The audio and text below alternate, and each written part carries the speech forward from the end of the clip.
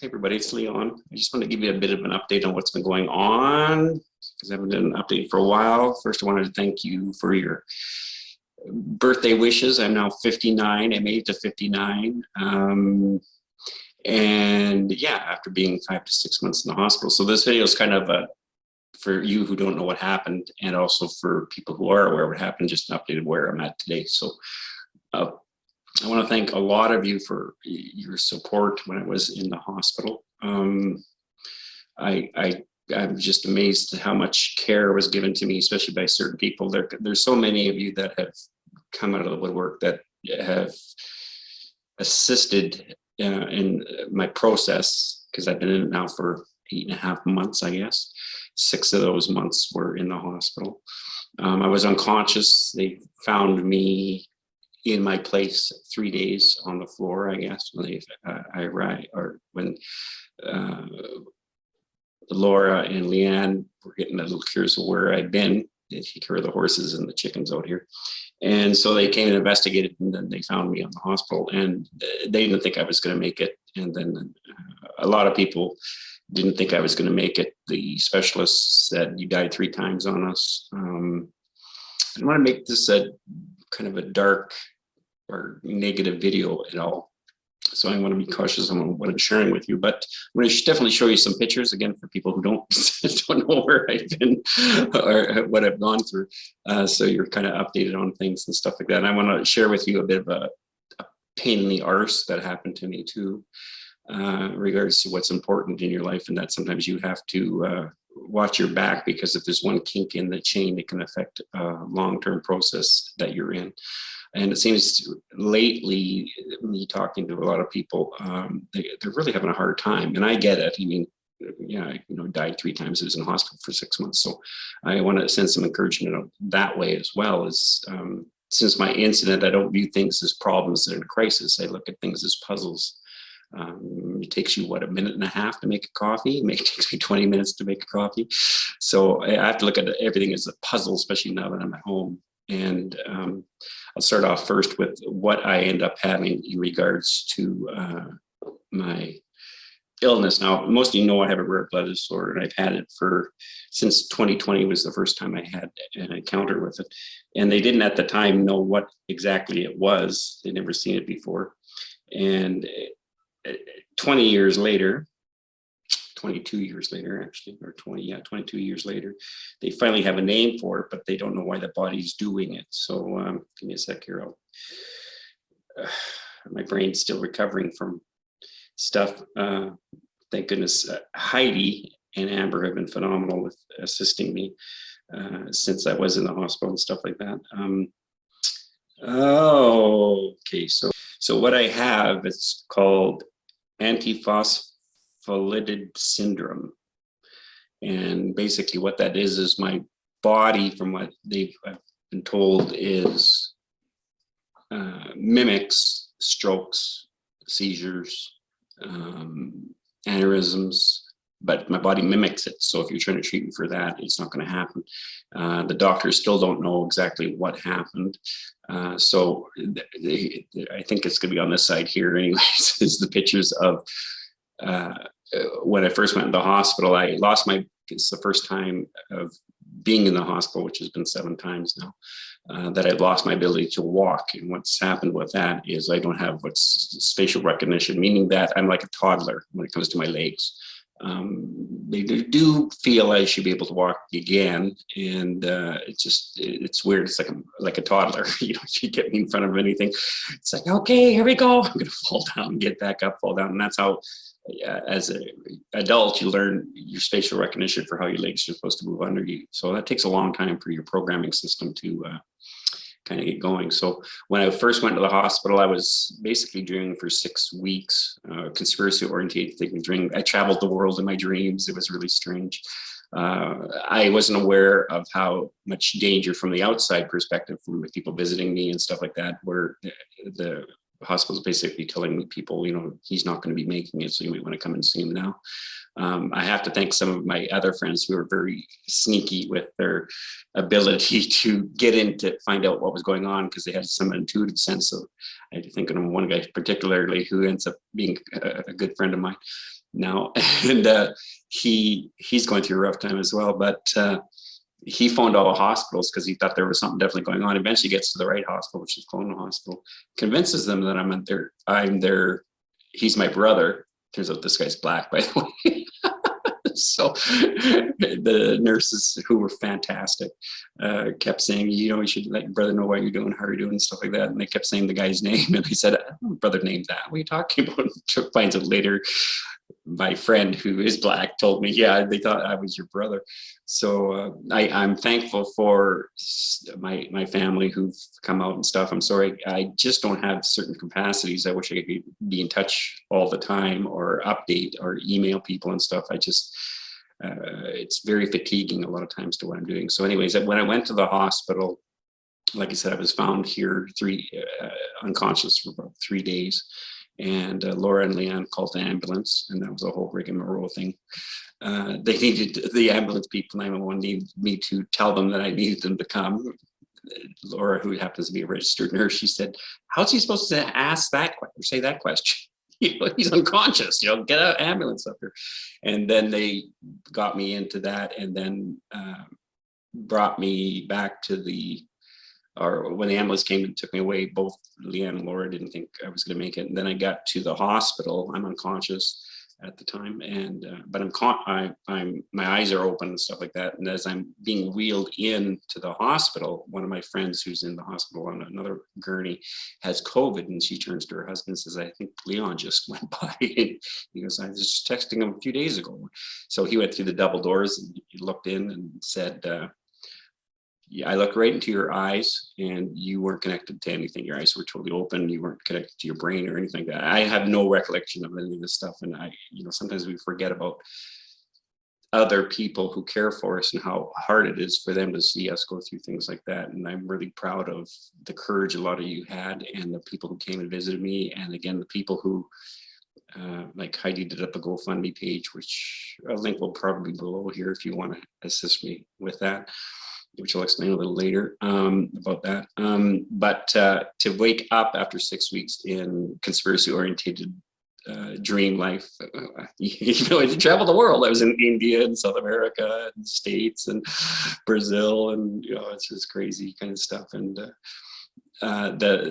the care I got was phenomenal from the staff. As far as we're fortunate in Canada for our medical stuff, my heart goes out to a lot of the nurses and stuff like that, because they're doing double shifts. When I was in the hospital, I really got an inside view of how tough it is for a lot of the professionals that were caring for me and also caring for other people as well. So when I was first in the hospital, like I said, I didn't have any connection with my waist down. Basically, I was learning what it meant to be a senior citizen with diapers. I got my diaper changed a couple of times during the day, and because I was in conspiracy oriented thinking, my subconscious kept trying to figure out what was going on. Why are people down in my special areas? And it was just, I mean, the humor of the staff were unbelievable with regards to what I was coming out of my mouth with, because I would literally grab people saying, there's something really wrong, get me out of here. And, like the aliens are coming between 2 and 4 in the morning, and they're taking my seed. Let me prove it to you. There's no old people, there's no young people. And this is how weird the brain is in regards to pharmaceutical capacity is. Man, your brain's just coming up with all this stuff that's firing your synapses and your stuff, and none of it's real. But boy, it sure feels real when you're basically in a coma of dream life for 6 weeks. To all you people, honestly, I can't thank you enough. Again, I don't know what you saw. I know that your concern was there because I didn't have any of that experience. I asked people to happen to have pictures of me, and some people did show me a couple of pictures of me when I was first in the hospital, tubes up everywhere. And I thought, man, I do look dead there, and I'm hoping I'm not a cat, because now I've dropped dead 9 times because of this thing. I was kind of at the end of the rope on that. 3 times the last time I was in the hospital. But I just want to show you a couple of pictures. So they couldn't walk me. I couldn't walk around. And what I had to end up doing was they have these kind of I call it like a sky train for Kelowna, where they would put you in this harness, lift you up, and then they carry you around. This is kind of a picture of what that looks like right there in all my glory. And then because my brain's still trying to make sense of what's going on as I coming out of my dream stage there, then the physiotherapist girls show up. And no kidding, I wish I had a picture of them, at least what my mind thought was there. They show up and I thought they were Rangers, US Rangers. From the border, and they were fantastic. And so they started to teach me to stand up, and that's what you're seeing here on this picture here. This is my first time actually standing up after being out, and then eventually got down into the OT wing, which is where they try to teach you to walk. And this is kind of these pictures here that you're seeing. Then I ended up having to, when they discharge you after 6 months, you kind of go before a board of other people who are caring for you. And my OT guy kept looking at me, and I kept thinking, why does he keep looking at me? So later on in the day, I had asked him, why'd you keep looking at me? He says, well, he's a younger guy, he's about 37 or so. And he says, well, I was just seeing how you're doing, how you're doing with everyone doing it on there. And I said to him, I said, the funny thing is, I have this. I know what's going on. I'm not suicidal. I realize I can't walk at this time, and I will deal with it as a puzzle as things move forward and stuff. And I said, but funny thing was, Heidi was also at that meeting, thank goodness. And she's very good with dealing with the government and that style of healthcare. So she knew the answers and challenged a lot of people that were trying to get me out of the hospital way before I should have been out of the hospital, from what everyone has told me in regards to professional organizations that now I deal with here at home. And I said, the funny thing about that, talking to my OT guy, I said, was we were watching you guys to see who was, is there for the person compared to because they're just on automatic and burned out, and they shouldn't be dealing with people anymore because they don't have the capacity anymore. And he kind of laughed at that and he says, really? And I said, yeah. I said, there's one person there that shouldn't be working there at all. And there is a reason why I'm saying this particular thing. And that's because it was a social worker who was assigned to me to take care of certain things that should have been taken care of. And unfortunately, she never did any of that stuff that she should have done. So it's put me in a financial bind. And all the stuff that should have been done, I found out last Thursday that none of it was done. So the organizations that I work with now, Brain Trust Net, they've been phenomenal with assisting me to get that funding going. But the problem is my finances have been delayed for a good 4 months because of this one person who'd now been reported. And I'm going to probably do a follow-up letter too, because she didn't do anything she was supposed to be doing. And there's a whole bunch of other stories in there. But I said, I don't want to make it a negative kind of thing in regards to being, a dark video. I'm doing okay. I'm doing all right. I don't feel suicidal. Definitely have a couple of days of depression because I'm now stuck. I've been stuck in my house for 2.5 months over summer. And but I've had a lot of people come over and visit. It's also funny, I'm dealing with 5 people writing books right now. I think 2 of them are now published as of the end of the month. And I get a chance to videotape them and interview them about their books, and hope to bring those up on my other channel online, talking about really tough stuff, bipolar stuff, anger issues, how do you negotiate crisis in your life. Because I think a lot of you guys, even though I've had a really rough time, you're also having a really rough time. And I appreciate that. Hopefully I'll weep up a little bit here because I said I can feel it behind my eyes. That you're okay, and that, look at things as a puzzle to figure out instead of thinking you have to have it all figured out. Take the day as it comes. Be much grace, much patience, much gentleness with your process. And don't overthink things. So you should be somewhere where you're not. You have to be where you are. If you have to have a nap, you have to have a nap. If I need a nap, I need to have a nap. Life, unfortunately, continues on outside of this. And so sometimes that's annoying because, again, like the social worker who didn't do her diligence has caused unnecessary duress and stress on me. for my financial situation, that should have all been taken care of, and it should have just been a natural, gradual flow. I want to make sure you understand that 99% of people that have helped me professionally, that's from nurses to doctors and organizations like Brain Trust, have done phenomenal, assisted me phenomenally, and dealt with stuff that I was just not capable of dealing with. And that's pretty tough when you're a person like me that's apersonalized, helping out a lot of other people, and you have a hard time, you know, letting people care for you. And I think that's one of the plights of this carrying around the inability to realize that, you know, the world's not as dark as what we get bombarded with chronically online and on TV and all that kind of stuff. There's a lot of good people online. I had the biker church show up, and you know, they gave me I don't think it was like 100 pounds of pork or pork chops and chicken, and they individually wrapped them, dinner for one, dinner for two, dinner for guests, you know, kind of stuff. And people coming over taking care of my property, like Laura and Leanne and my neighbor and the people who showed up at my place before I came back from the hospital. That ended up taking on like cleaning my place up, rearranging it so I could get around better in my location and stuff like that. I mean, there's a lot of really good people who really do care. And the drawback, in a way, I don't take this wrong, so I'm not talking about anyone specific here, but there is a thing when you go through a crisis, is the people you're hoping for the most that are going to be there for you aren't there for you.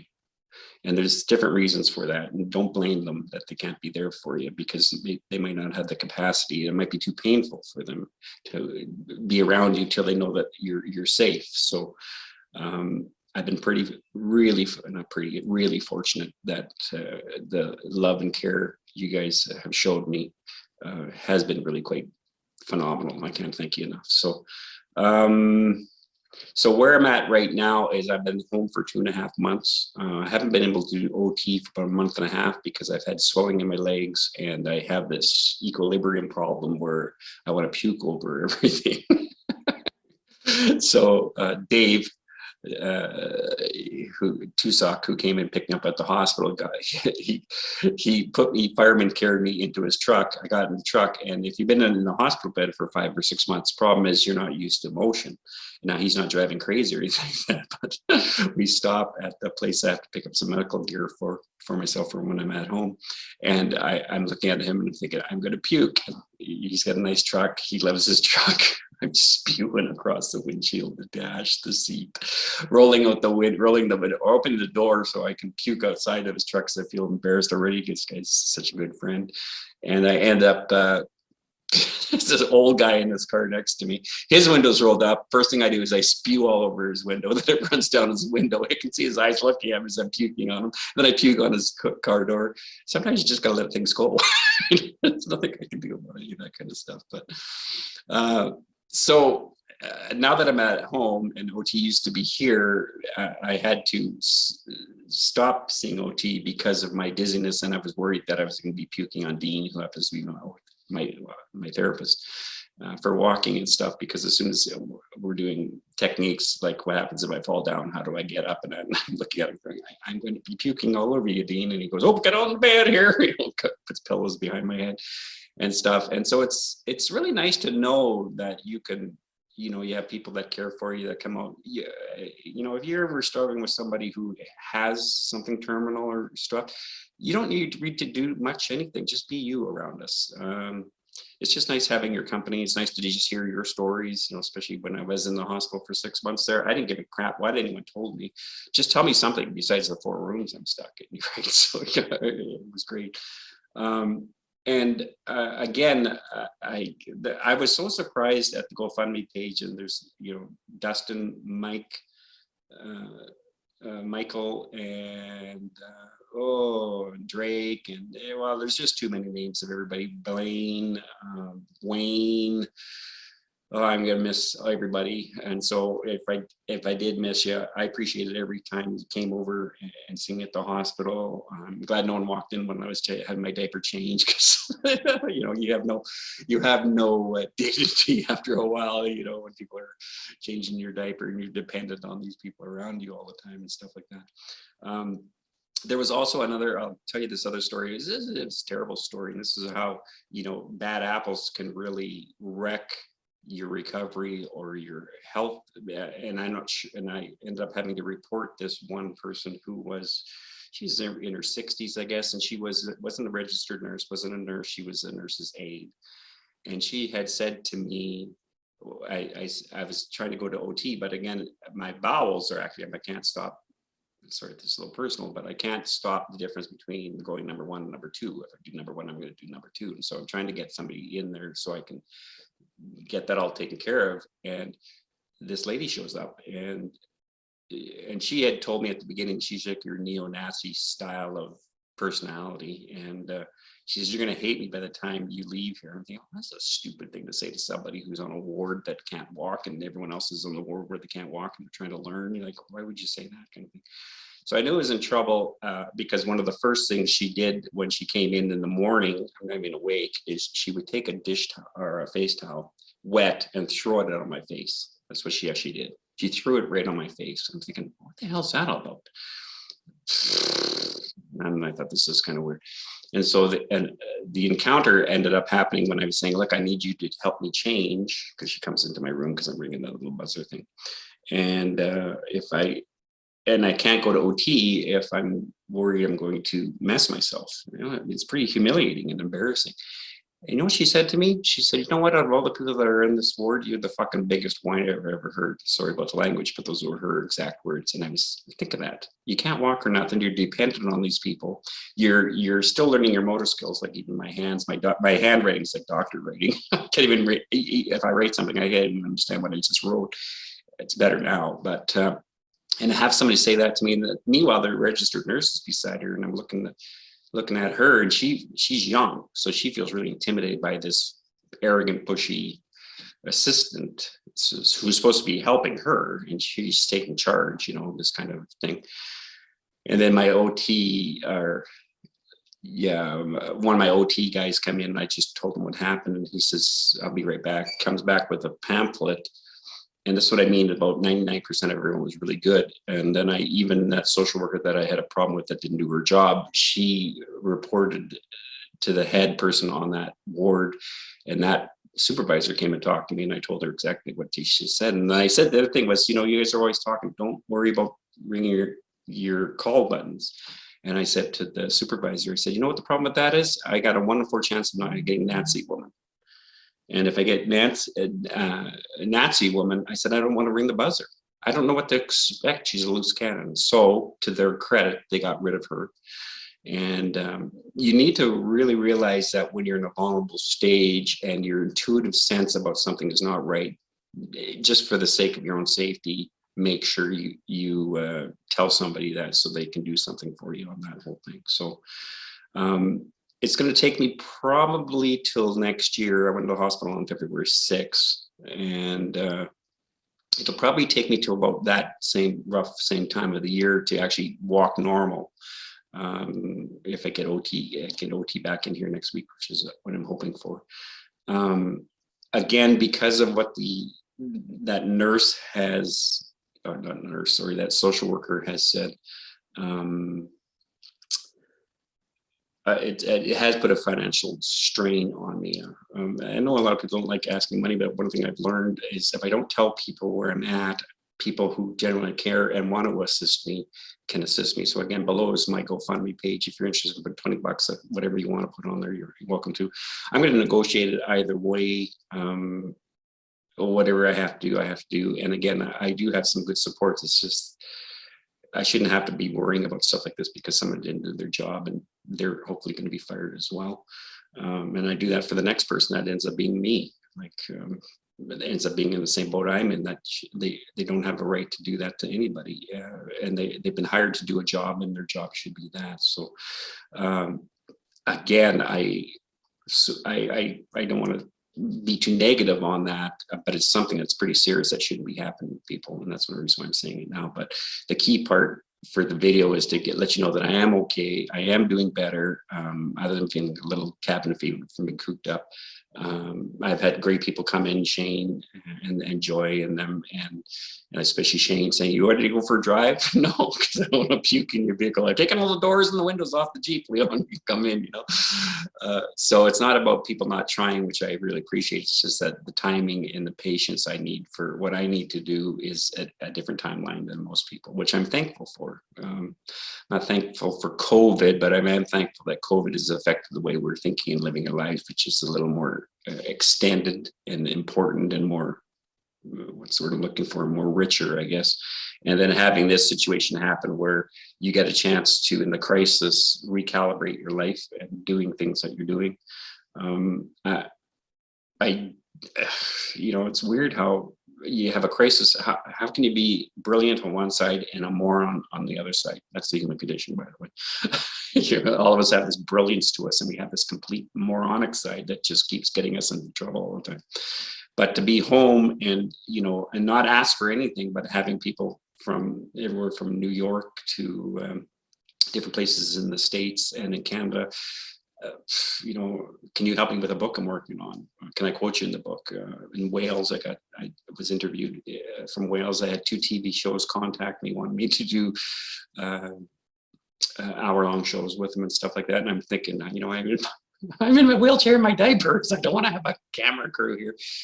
But it's encouraging to know that life is not over because one can't walk or one can't, whatever your crisis is you're working through. I want you to be much gracious and gentle on yourself and look at yourself as a hero and a warrior, no matter what you've been going through, because there's a lot of people who care for you and love you. And they might be not the people that you're hoping are going to be able to care for you, because they might not be able to know what to do with the situation you're in. But Dustin shows up all the way from Kamloops, and he takes me for my first ride in my wheelchair outside of the hospital, a couple of blocks. Those are pretty simple things to most people, but man, when you've been stuck in a room for 4 months or 5 months, and you got somebody who says, "Well, let's go outside," and he did his best, and I appreciated and take it for what it's worth, and just appreciated that.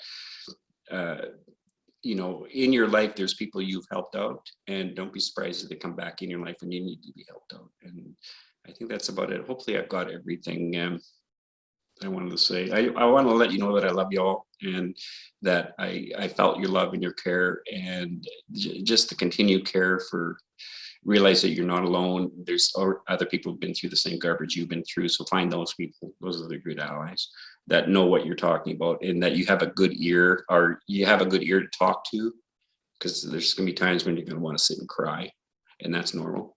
And your body's just recalibrating for different, and the loss that you've gone through, and whatever that happens to be. So, and by interviewing a lot of these PhDs and masters and stuff like that, it's been interesting to hear their heart stories and some of the nightmares they went through, but they negotiated it. So anyways, that's kind of where it's at.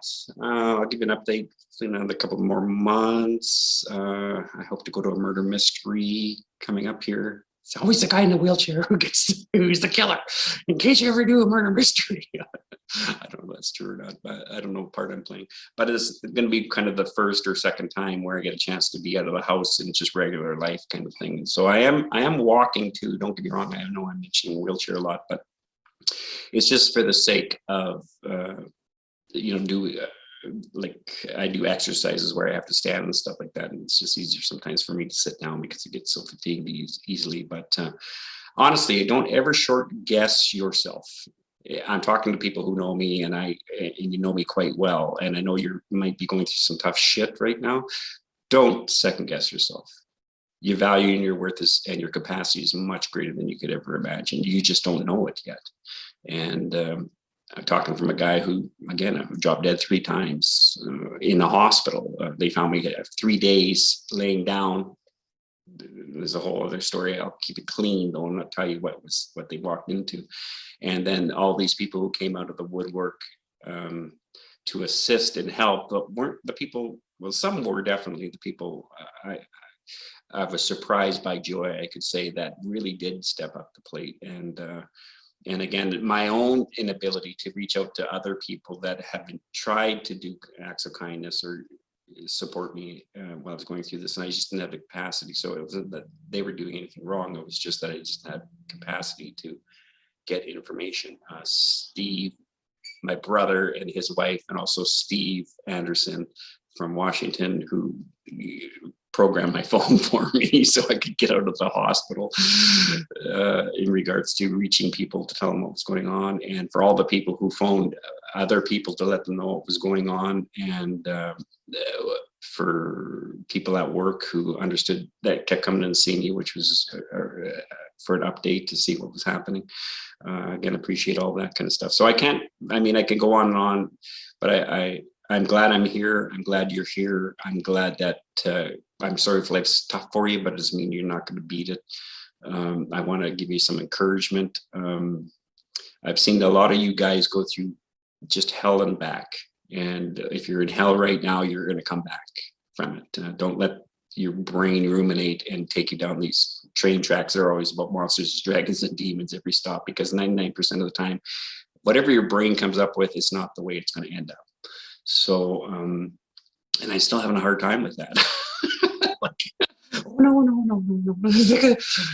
Jumanji Hunter's going to get me. It's like, okay, so what if he does? What does life know that I don't know? I went through my life. And whatever you could probably tell me about me is probably worse than that. So no one condemns themselves more than themselves. So quit doing that. And just remember that you're not alone. People love you. I love you. I can't thank you enough for helping me not feel alone. And the capacities you can each do that, I appreciate it. And if you feel like, again, you can assist me in some way financially, that's great. The link I said below here, the video. And that's about it, I think. Yeah, I think that's it. Anyways, love you guys. Take care of yourselves, and I'll give you an update in 2 more months. Thanks.